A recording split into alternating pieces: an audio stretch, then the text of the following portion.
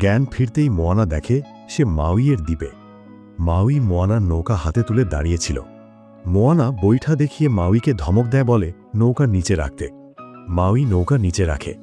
মাউই মোয়ানাকে নিজের ভক্ত মনে করে। সে বৈঠায় খুদাই করে মোয়ানাকে উপহার দেয়।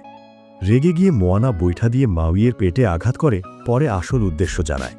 মাউই রাজি হওয়ার অভিনয় করে প্রতারণা করে মোয়ানাকে গুহায় আটকে রেখে পালিয়ে যায়। আর গুহার বাইরে মাউই মোয়ানার মুরুকটার সাথে মজা করতে থাকে।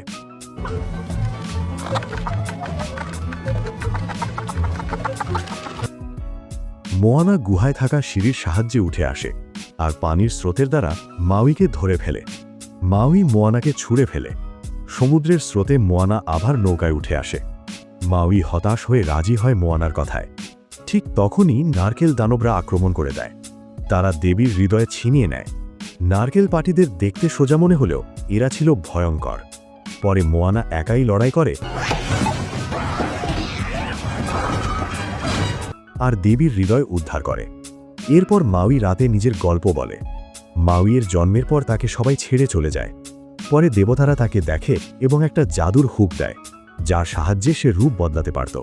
কিন্তু এখন মাউই সেই হুক হারিয়ে সে দুর্বল হয়ে গেছে। পরে দুজন জাদুর হুক উদ্ধার করতে তারা সমুদ্রের তলায় এক দৈত্যাকার কাঁকড়ার রাজ্যে যাওয়ার জন্য রওনা দেয়।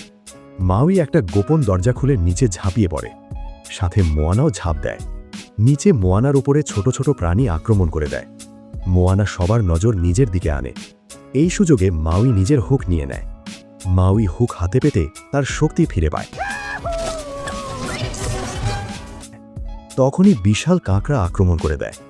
বুদ্ধি খাটিয়ে মোয়ানা ভুয়া হৃদয় বানিয়ে কাঁকড়াকে ধোঁকা দেয় আর দুজন তাড়াতাড়ি পালিয়ে আসে। অবশেষে মাউই নিজের হুক ফিরে পায়। হুক পেয়ে মাউই বিভিন্ন প্রাণীর রূপ বদলাতে শুরু করে। আর মাউই অনেক দিন পর নিজের শক্তি পেয়ে যা ইচ্ছে তাই করতে থাকে।